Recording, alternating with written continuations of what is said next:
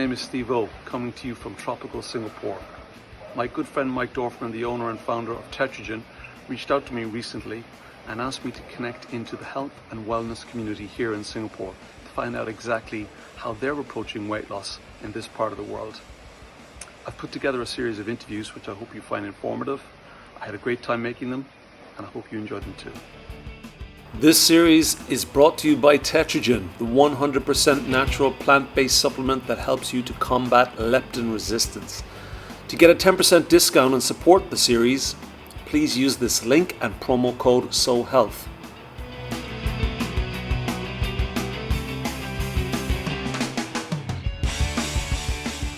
Today's guest is Dr. Rukshin Master, a homeopathic practitioner and PhD scholar. She has her MD in pediatrics and homeopathy. She has presented several research papers on homeopathic treatments at international conferences and consults patients from all over the world. She lives in Singapore, where she has a thriving practice. She is truly passionate about educating people on the importance of holistic health and living a more natural life. She is the author of 2 books on the importance of household herbs and plants in managing pediatric ailments. If you enjoyed the conversation as much as I did, please hit that like button and subscribe to my channel, Working from the Beach. Well, hello, Rukshin Master, and thank you for taking the time to speak to us today. I just want to start off by maybe going through your professional background and how you ended up in homeopathy here in Singapore. So if you could tell us a little bit about that, that would be a great start. Okay. So hi, Steve. Thank you for having me as a part of these interview series. As you correctly said, I am a homeopathic physician, and I love talking about homeopathy. It's not only my job, but also my passion. And especially now, in today's day and age, I feel society of the benefits of medicine and integrate that to lead a healthier lifestyle. So to give you a little brief about my education, I did my undergrad and postgrad training in India. And how it works in India is that our education system involves us homeopaths to integrate medicine, that is internal medicine and the modern medicine, with homeopathic medicine. So our course involves us to have a 5.5-year curriculum, study everything that modern medicine students study. So we study our anatomy, our physiology, gynecology. We even have exams on surgery, even though we don't perform surgery, but we're supposed to know about it. And the reason why this is so important is because then we get the title of doctor in India, whereby we can then diagnose and prescribe medications. Why it's so important is because we then have our diagnostic knowledge also on point. After this, I did my postgrad in pediatrics, whereby again it was an integration of modern medicine knowledge of pediatrics and homeopathic knowledge. And then after that, I pursued my PhD, whereby I did a clinical study in autism, which was a randomized placebo-controlled clinical trial, which I did in one of the pediatric hospitals in Bombay. I feel all of this was very important in my training, because what happens nowadays is that when people practice alternative medicine without the correct knowledge of medicine, we'll end up giving a bad name to alternative medicine. So I feel even alternative practitioners should somewhere have their knowledge of modern medicine in place in terms of their diagnosing, in terms of understanding a person's health and understanding what is going wrong. Now, the reason why I came into homeopathy is 2 main reasons. The first was my dad is a very well-known and renowned homeopath. So, of course, growing up, I was always treated with homeopathy, whether it was mumps, measles, typhoid, fevers, food poisoning. We were always on our sweet sugar pills for our treatments. We rarely ever used allopathy in our household. And pediatric visits were more or less null. There were never any injections given. And we were very happy growing up with that kind of a lifestyle. And so growing up, when I had to make a decision about my profession, I knew that having my father in the same field would, of course, give me a mentor I could look up to. His knowledge is, of course, immense, which he definitely did. And so it was a fun time working in clinic with him, having him around, being exposed to a lot of well-known homeopaths because of him, having a lot of knowledge at this age, which is very difficult to get from a lot of renowned homeopaths. So I've sat with a lot of practitioners from all over the world, studied under them, learned in a way that very few students could actually access. And so I feel all that has made me a much better practitioner, and I'm glad I chose this in some way as my profession. Yeah, you Did I kind of speak have too an fast? advantage. You have what we call a home advantage, Yes, being brought up exactly. in the tradition. So you're second Exactly. generation in fact. Yes. Wow. Okay. Yes. So Second you're generation. carrying Yes. of this wisdom with you. So what are the advantages? What would you say are the, I mean, if you studied Yes. both and you studied alongside, a modern medicine and the traditional route of medicine, what are the main advantages of homeopathy over traditional or modern medicine? So there are a lot of differences. There's a difference in everything, starting from the approach to the medications to how they see the patient. Mm, One of the primary approaches that I feel, which is different, is the way that they view the patient. So, for example, if a patient goes to a modern medicine practitioner with a certain ailment, so let's say you start off with a GP. So you go to your GP, and then your GP will refer you to a specialist. And mhm, then you have your heart treated by a cardiologist. For your diabetes, you are going to another doctor. For your mhm, kidneys, you go to a nephrologist. If you have some psychiatric issues, you go to a psychiatrist. So they're kind of dividing your body into different parts, and then every part is being treated by a specialist. And in homeopathy, we feel that that approach is completely flawed, because you are one body, you are one whole, you need to be treated holistically. mhm. And somewhere what happens is that, because of the lack of communication between those physicians, a lot of the treatment of the patient suffers. So in Right. homeopathy, how we work is we treat the patient as a whole. We consider that there is a living force or an energy that flows through the entire body, which regulates the mechanisms of the entire body. So, Mhm. for example, your hormones affect each and every single part of your mechanism. And so it's important to treat all those conditions holistically rather than segregating your body into parts. Okay, very interesting. So How- it's a holistic approach as Yes, opposed to an acute or isolated approach. So treating correct, the whole body. correct, Okay. So correct. with regards, I mean, our viewers are interested, are tuning in obviously because they're interested in weight loss, weight Hmm, management. hmm. How does homeopathy treat obesity, weight loss, weight management differently? Okay, okay. So since we're talking about that, let me give you my two bits on what I feel about obesity and weight management. Hmm. I feel that it's something in which there are no shortcuts. There is no quick fix. There is no magic pill. There is nothing that you take and suddenly you're down from a size 16 to a size 8, or you've lost 10 kilos over the last 2 months just by taking a pill. I don't think that happens. Hmm. And if it works in a very, very bad manner for your body. And I would definitely advise you not to do that. So, what works with weight loss is consistency, is being regular. So, you decide to completely turn over your lifestyle. So, integrating exercise, integrating a good diet, integrating good calorie deficit. And with that, if you want to take homeopathy, I would advise my patients to take homeopathy. Right. So, if a patient comes and asks me, can you give me a homeopathic medicine and it'll help me lose weight? My answer is no. There is no proven medicine which is known in homeopathy, which just by taking the medicine, you lose weight. You need to make it your lifestyle. It needs to be an integrative approach. And if it comes to fixing your hormones, if it comes to regulating your body mechanism using homeopathy, which then helps you lose weight, yes, homeopathy can help with that, but it cannot only help you to lose weight. So I would definitely say no for that. At the same time, there are many drugs, there are many herbs, there are many natural plants and minerals that help in the process. And I would definitely advise you to do that if there is some hormonal imbalance going on in the body. That will definitely hinder your path to losing the weight that you. Yes. So those are something which I would definitely advise. And with homeopathy, also we help restore the hormonal balance in the body. But there is no quick fix with homeopathy as well. Right. So it's an integrated approach. It's slower. So it's a more natural approach, right? So you're not getting that kind of Yes. immediate narcotic effect Yes. on the Yes. body. Correct, correct. So the thing is, you know what? Nowadays there are a lot of these diets and fads that come into the picture every week. You have a keto diet and a paleo diet, and Mm, a lot.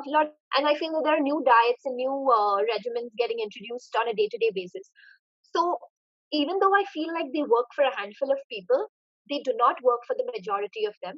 And the reason why they do not work, I feel, is because they do not let you have a practical lifestyle. So as long as you can practically have a diet that is good for you, in terms of not being too strict and too regimental, but having a more feasible approach, having the whole 80-20 mechanism. So 80% of the times you stick to your diet, you have your salads, you have low carbs, and you have your high proteins and low sugars. And then 20% of the time you're more flexible with your diets. You're okay indulging in a pizza or a dessert here and there. Yeah. But if a diet expects you to be 100% strict with what it expects you to follow, I feel people really falter there, and then they do it for some time and then eventually give up. So the whole mindset, the whole thinking process needs to change over there when it comes to weight loss, whereby you need to decide that this is a long-term relationship that you have with you and your weight, and it's something that you need to focus on a daily basis. It's not something you do for a month or 6 months till your sister's wedding or till your best friend's wedding, and then you give up on it, and then you're back to what you were. So it's It's something a long-term shift in approach and mentality. So exactly. as opposed to So I think short-termism. that is very, very important. And so when it comes to that, so if someone wants to make a change in their lifestyle and approach, we definitely do help them with homeopathy. So as I mentioned, if it comes to hormonal balancing, if it comes to reducing your sugar cravings, if it comes to probably helping you with your liver detoxicity, if you have some other pathological complaints that are hindering your weight loss, yes, definitely we can help with all of that before you get to your actual weight loss journey. That's awesome. So, Yes. obesity is causing inflammation and other diseases like diabetes. How Correct. does homeopathy or the homeopathic approach deal with this inflammation? Can you tell us a little bit more about the approach? Okay. So inflammation has now been identified as the root cause of everything.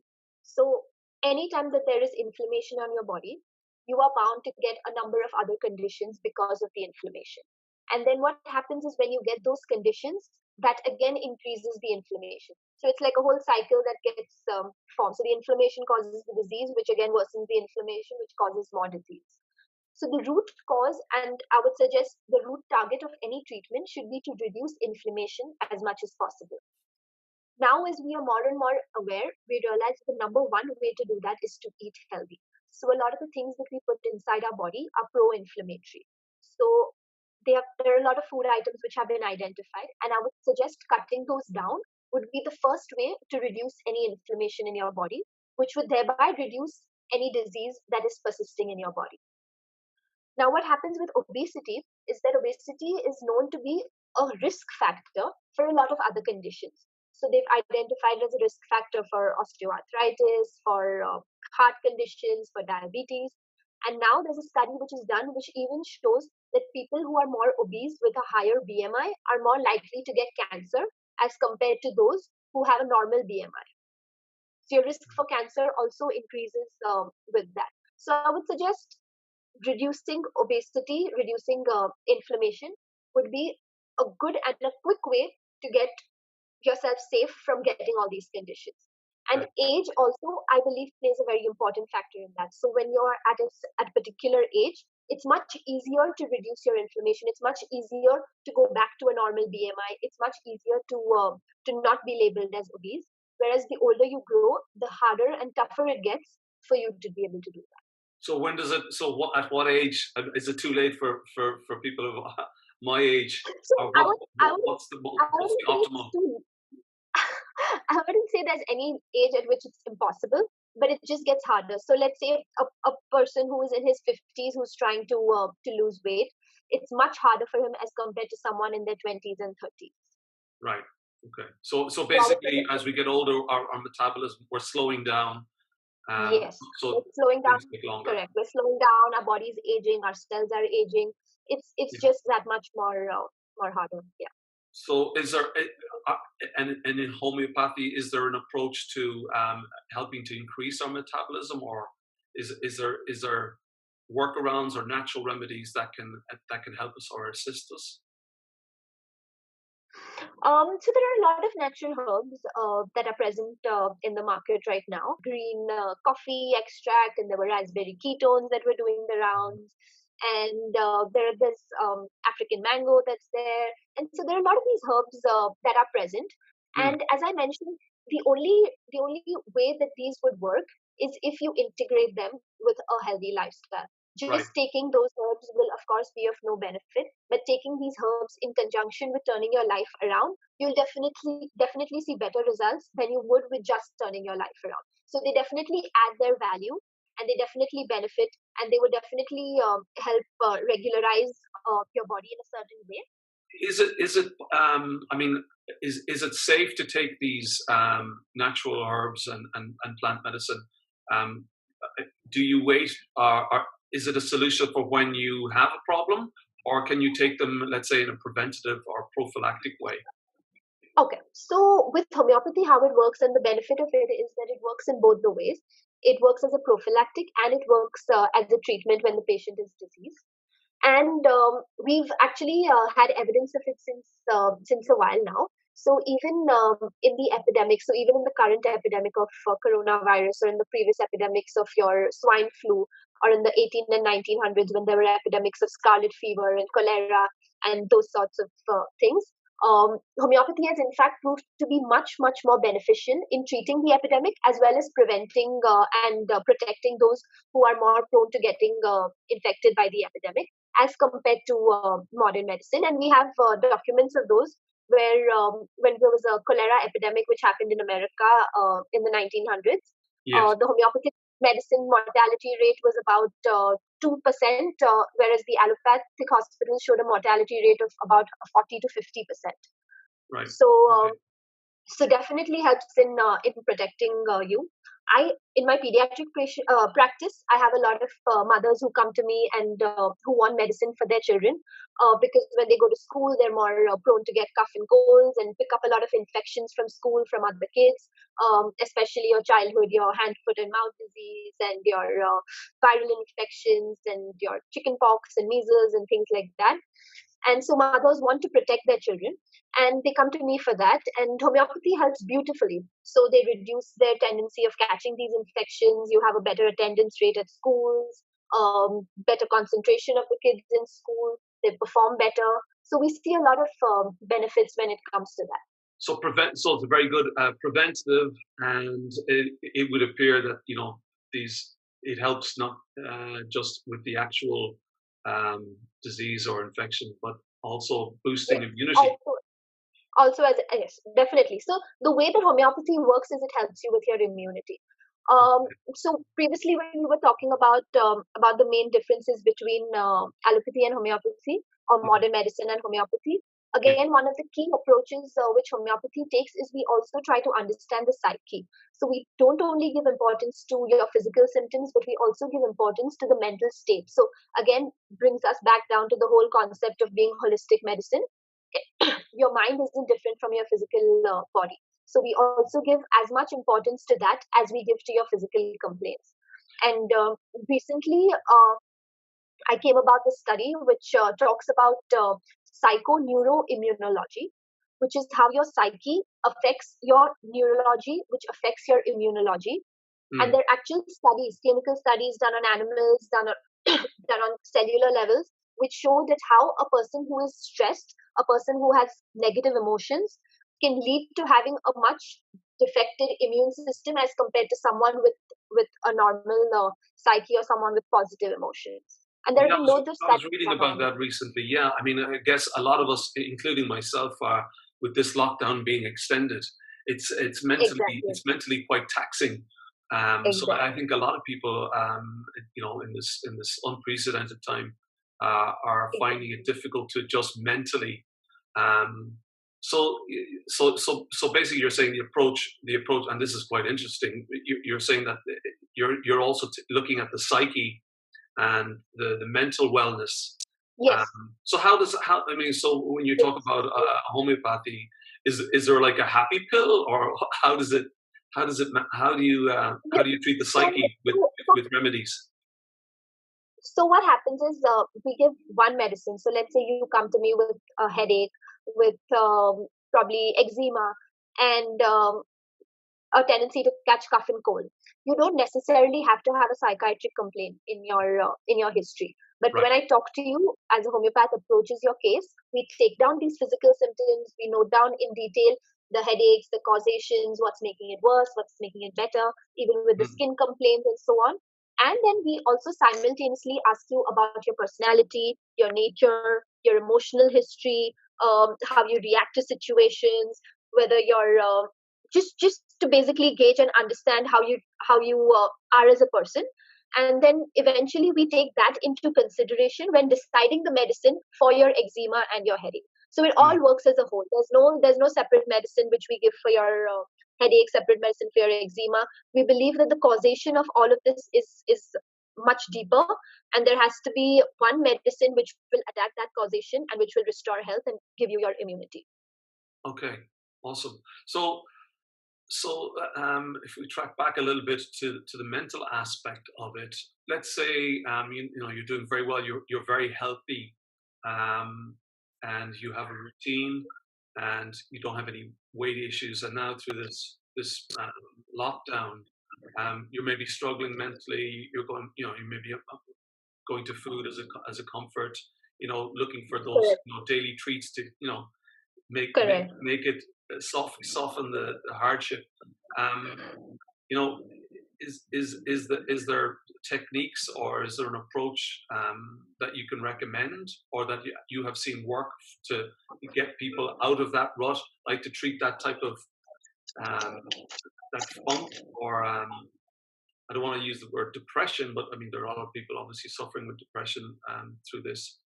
So, So what comes first? Is it you treat yourself physically first, and with your diet, and then the psyche afterwards, with remedies, or is there a way to, you know, enhance your positive emotions using homeopathy? So just interestingly, I just read up yesterday that there's a study which has come out which shows that just in the last 2 months, the sales of anti-anxiety and anti-depression drugs in the US have skyrocketed. So they probably not doubled, but tripled and quadrupled and much more than that in this lockdown situation. Yeah. And I definitely feel that your mental health is of more importance than your physical health at this point of time, Mm. because as I even mentioned earlier, it becomes a spiral. So if you're mentally unwell, it leads to you being physically unwell, and then so forth. But I still feel the mind is the master of it all. So Right. having a healthy mind and being fit there is much more important.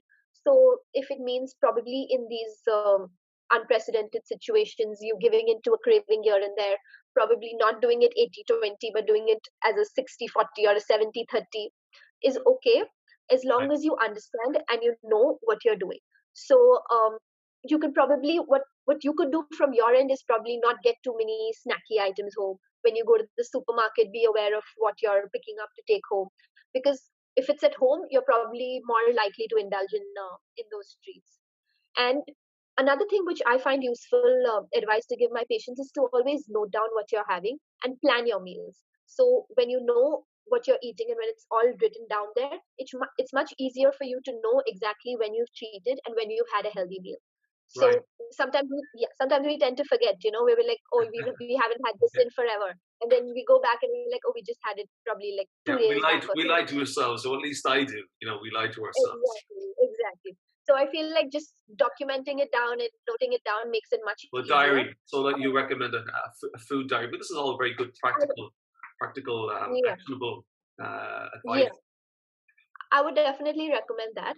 And also another thing which really helps is probably pick a meal which you're going to be healthy at, and pick a meal which you're going to probably be a little cheating at. So Mm. I would recommend always lunch should be a meal where you could probably cheat a little at. So let's say if you want to include a carb, or you want to have a little rice, you want to have a little bread, things like that. I would prefer it for you to do it in the daytime, so it's easier for your body to digest it as compared to doing it in the night.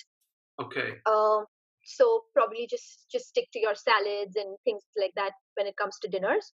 And another thing that really helps is your intermittent fasting. So I would definitely recommend that too to the viewers. Um, it's important to consult someone and to consult your physician and to know exactly how many hours you should be doing it for. Hmm. But doing that definitely helps regulate your internal mechanisms. It's helped a lot of people lose weight also. Hmm. And so basically intermittent fasting is where you stop eating at a particular time every day. So let's say if we decide 7 p.m., then your last meal is before 7 p.m., and then you go completely hungry till the next 7 a.m. or 9 a.m. based on how many hours you decide to do the fast for. And So, you do this so what's daily. effective? What would be an effective fast? Is it a minimum of 12 hours or? So you can start with it depends on honestly your lifestyle. So if your lifestyle is such where you eat your dinners at 10 p.m. and then you're back again at breakfast at 7 a.m., I would suggest 12 hours would be difficult for you to start off with. Maybe start off with 10 hours. But ideally, I would say 12 to 14 hours is something you should aim to achieve Okay. to be Okay. able to And, is that, really and do you appreciate the recommend that to benefits. start off, Rukshin? Do you recommend that to start off intermittent? I, At what point I do you integrate intermittent fasting into your So I routine? think it would be a case to case basis. So you have to understand the patient, you have to understand the person, understand their lifestyle, their habits, see what's feasible for them. Because as Mm. I mentioned earlier, anything drastic is something very short lived. So if you're not used to it, and if I ask you to fast for 12, 14 hours, you'll do it for a week and then you'll completely give up and you won't even look at it again. So Right. it's Okay. always better, yes, to understand that. So I probably, if your lifestyle is such whereby it's not a very good one, I would probably start with 10 hours and then eventually try to prolong it. Because even starting intermittent fasting with a lot of hours in the middle could lead to some side effects. So I would definitely recommend starting off slow and then progressing yourself. What are you seeing in the last 12 weeks during this lockdown? What are you seeing in your own practice that's unusual or that you haven't experienced before? What are people coming to you with? So the number one thing that I'm seeing is anxiety, because I feel like there's so much of uncertainty in the times that we've gone through right now and the times that are lying for us ahead. Mhm. That people are feeling very nervous.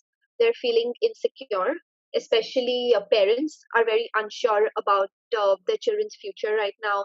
They're not sure what's going to happen in school. They're not sure if the years are going to go to waste. And even though people might be putting on weight, which I'm sure of, people don't really focus too much on that in the beginning, because a weight gain of 2 kilos or 3 kilos or 4 kilos goes unnoticed sometimes, especially when you're so busy at home and you're working from home and you have a family and things like that. But definitely mental disorders is something that I'm seeing as a big problem in these days. Right. Um, and eventually, what will happen with these disorders is that it will lead to some form of physical damage, which we will then probably be able to see in the months to come. And so I feel like that's something we need to target most importantly right now, whereby if a person is emotionally and mentally in a better place, I'm sure they'll be able to manage their weight and manage their life much better. Yeah. So you're seeing, yeah, I guess like the world over, people are possibly eating the wrong foods, eating too much, or Exactly. drinking, Exactly. whatever. I mean, people are just trying to get through it. So, like, give us some. Do you have any kind of hacks, life hacks, or practical tips? To get started, or what would you recommend? So For people that I find would I would homeopathy recommend interesting. the first thing for you to do would be to understand your calories and understand where you're going wrong. So what we don't tend to see or what we don't tend to know is we think a lot of foods are healthy, but they're actually not healthy for you. So we've been told that by media. We've been told that by so much of repeated advertising that your breakfast is healthy and your cornflakes are healthy and things like that. But actually, when you go and when you read the ingredients at the back, you actually see the amount of sugars that they have, the carbs that they have, where these are basically what we call empty calories. So they're high in calories, but they're not doing any good to your body, and they're in fact increasing the inflammation that is happening. So I would suggest when you go to your grocery shopping, look at the back of the boxes, look at the ingredients, see what hidden sugars are there, see the net carbs, see the calorie intake. Sometimes we feel that things might be very low in calories, but when you just probably a cookie is like 300, 400 calories, when your daily intake should be probably about 1200 calories. So you waste your calories eating that one cookie as compared to probably eating a lot more of something else that you might have liked to. So I feel that is very, very important to know what's going into your body. As I said, plan your meals. That gives you a perspective. Um, After you mentioned about the product, I started reading and researching a lot about the leptin resistance, and I started understanding its importance, and I saw a lot of studies that have been done on it, and how I feel like not knowing that you have a condition like this can really frustrate you in your weight loss journey, Mm-hmm. because you try and you try and you try, and then you get stuck at a particular point, and having something that helps you through it, maybe let it be homeopathy, let it be natural herbs, let it be any form of alternative medicine that helps you get over this, will make your weight loss journey so much easier. So understand what's happening in your body, understand if there's an underlying cause that is not letting you achieve the weight loss results. So for example, besides leptin resistance, also thyroid disorders. So having a thyroid condition can really help you, can really restrict your weight loss journey. So we need to understand and target that, recorrect the thyroid, make its levels normal, and that will definitely help you with your weight loss journey. So Yeah. When we talk about like hormones in the body and how important they are, in particular with regards to weight management and weight loss, what's your understanding of leptin resistance and the importance of balancing leptin? okay. Okay. So I feel like leptin is something which has come in the forefront in the recent future because of the advances that we've made with medicine. Leptin is a hormone which is secreted by your fat cells. So what happens is the more fat you have, the more leptin is there in your blood, and the lesser fat you have, the lesser leptin is there in your blood. And this leptin travels through your blood right up to your brain, to your hypothalamus. And the hypothalamus or the brain reads that leptin signals and tells your body if you're hungry and you should eat, or if you should not eat. So what happens is the more leptin that's there in the blood, the brain identifies that increased leptin and tells your body that, okay, you have too much of fat already stored up in your body, so you don't need to eat. And inversely, again, if there's less fat cells which are stored in your body, there is less leptin, and immediately your brain recognizes that less leptin, and tells your body that, okay, there's not enough fat supplies and fat stores in your body, and you need to eat. So it kind of helps you understand if you have to have a good appetite or you don't have to eat too much. So what happens with leptin resistance is that even though there's too many fat cells in the body and the body is producing a lot of leptin, the brain is not able to understand those signals, and it still tells your body that there's not enough fat storage and you need to keep eating. So it keeps making you hungry, it keeps increasing your appetite, even though your body has enough fat reserves and fat stores to be able to help and regulate the mechanism. So with leptin resistance, what can happen is even though you might not be really hungry, you then be eating for the heck of it. So I definitely feel like of time, and we need to pay attention to now, since we know about it, especially those people who tend to have a lot of belly fat, which does not tend to go, even though you're exercising or you're, let's say, dieting, you're doing everything that you can, but that fat just isn't going. It most likely means that you have some form of leptin resistance, and you need to address that, treat that underlying issue. And once that underlying issue is treated, your weight loss journey will be much better and easier. And when a weight loss journey is easier, it kind of motivates you to be able to be on it for longer. Okay. So yeah, I mean, and that's good advice. I mean, it's about making the journey easier.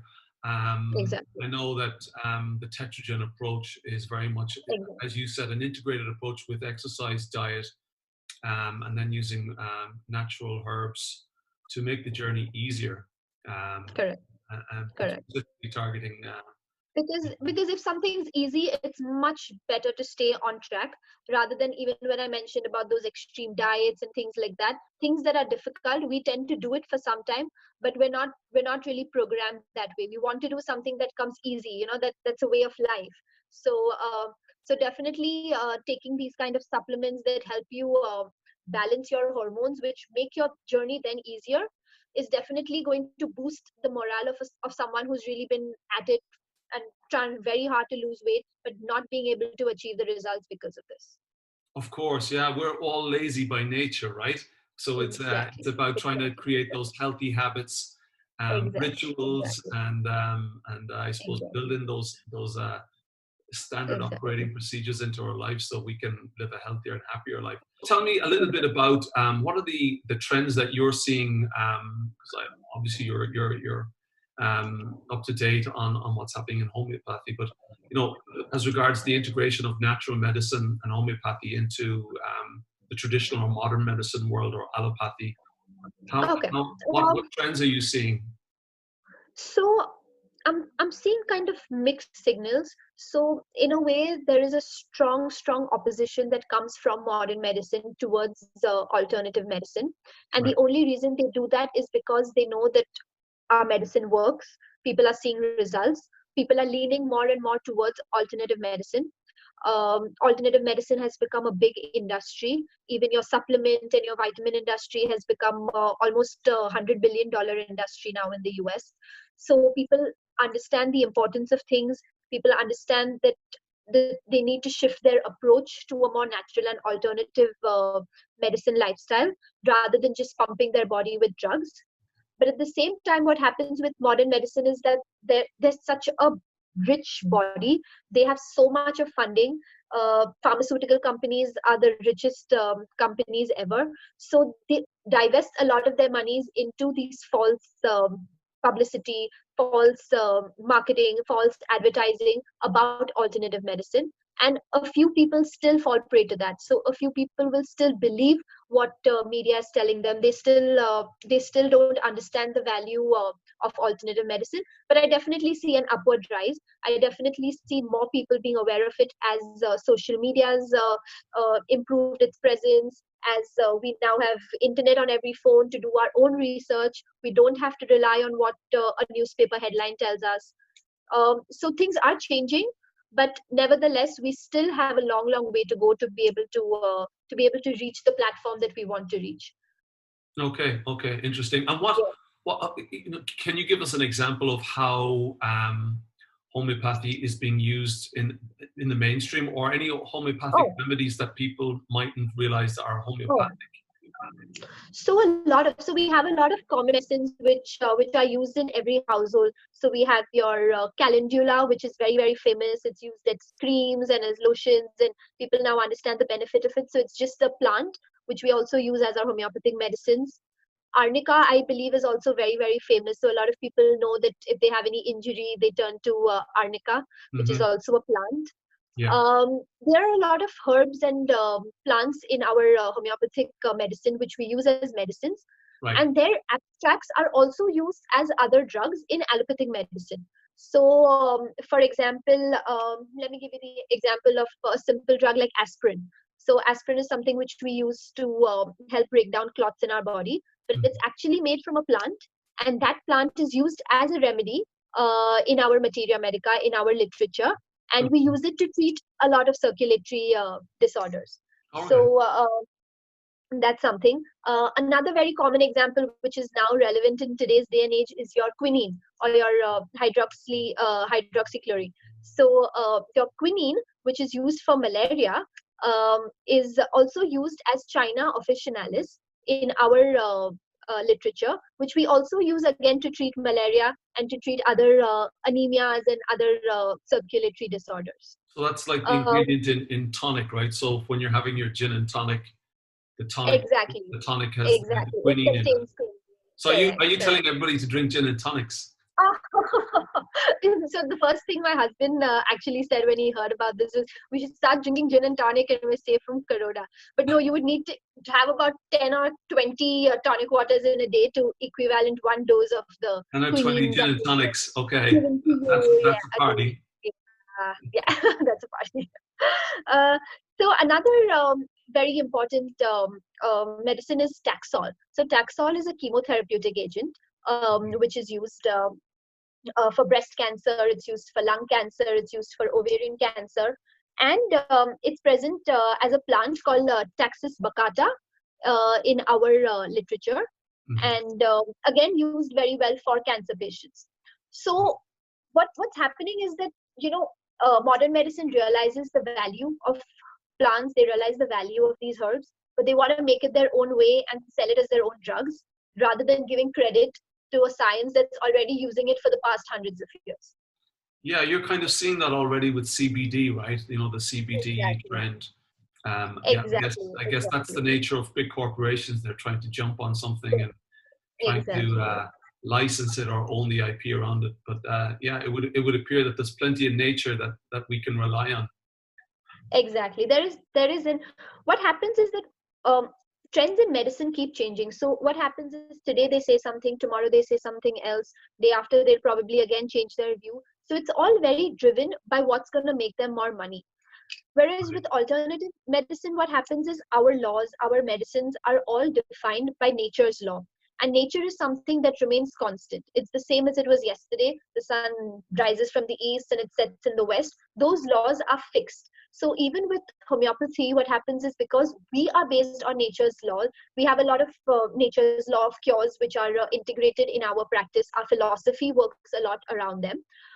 Every principle in our science was the same 200 years ago when our science was founded, and the same laws and same rules apply even today, and they will even for the next 200 years. And that's actually the beauty of it, that it's, even though it's applicable to every generation, the laws always remain fixed and won't turn around. So it's basically rooted in an ancient tradition. Exactly. And even though homeopathy was founded only 200 years ago, for thousands of years people have been using plants and barks and leaf extracts and bark extracts, and there's so much which we till date don't even know about, and which is still left to discover as to how so many different organisms in the world can be used to really treat you.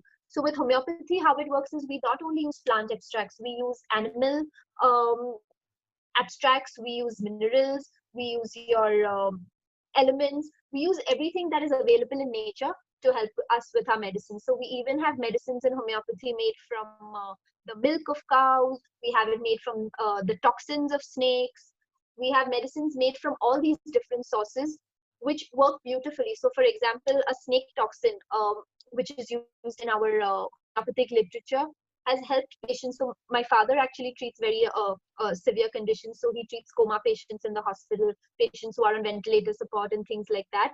And when doctors really give up in the hospital, that's when they turn to us to help them with some form of homeopathy, because there's nothing more they can do. And we use these snake toxins in them, and the results are excellent. Their blood pressure stabilizes, their ventilator support reduces, their blood oxygenation level improves. So the benefits are profound and the benefits are so deep that it amazes even modern medicine to know that, okay, we did not know that homeopathy could really help to that level. You know, we thought, okay, a cold and a cough is where the limitation ends. But it goes to a much deeper level. So even with hormones, it goes to a much deeper level. It helps you go right to the base of the organ to improve the functioning of the organ to be able to help with the hormone regulation. Okay. So that's very, very interesting. I mean, so it really is there's a deep-rooted philosophy and tradition behind it. Okay, excellent. It's been great talking to you, Rukshin. Thank you so much for taking the time to give us an insight into your own practice and share some of your wisdom and experience with our viewers. It's particularly interesting and informative and valuable at this juncture in the world that we're living in today. And I hope that our viewers take some information and knowledge away with them today, and make the necessary changes that we all need to make to live a healthier and happier life. So thank you again.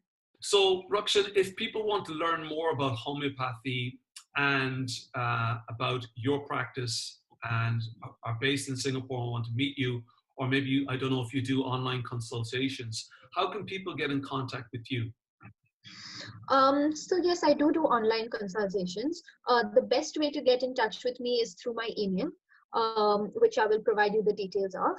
And I'll put them in the show notes. Yeah, you can put it in the notes. Yeah. And so the best way to reach me is through my email. Online consultations is not something I prefer doing because it's always a better approach to see a patient face to face. But I do have my clients back in India. I used to see patients in Dubai. With my base over there, I do Skype and online consultations. My Instagram handle is Holistic Homeopathy, so you could follow me over there. And yeah, website? Have you got a website? Yes, I have a website too, rukshinmaster.com. So you could look up my information over there. rukshinmaster.com. Yeah. Yes, and I am also in the process of doing these courses and classes which teach you the basics of homeopathy, which I will be rolling out as soon as the lockdown gets over. And that's something we're starting out with maybe by July or so. Great, we look forward to that. So maybe we can have another conversation when you're ready to release those. Yes. Thank you so much. I love being a part of this. I hope I could have made an impact in some way on the viewers and helped somebody out there who really needed to hear this. Otherwise, thank you so much. Lovely seeing you, and take care. Lovely seeing you, and let's meet up for a herbal tea or something healthy, or maybe a gin and tonic. After this is all over. Yes, we should definitely. Plenty. Okay. Yes. Okay. Great. Okay. Awesome. Okay. Thank you. Bye. See you. Thank you. This interview series is supported by Tetrogen. To order and try Tetrogen with a no-risk 90-day money-back guarantee, use this link and get 10% off using the promo code SOHEALTH. Thanks for sharing and clicking that like button. Please subscribe to my channel, Working from the Beach. As always, thank you for your support and look forward to seeing you soon.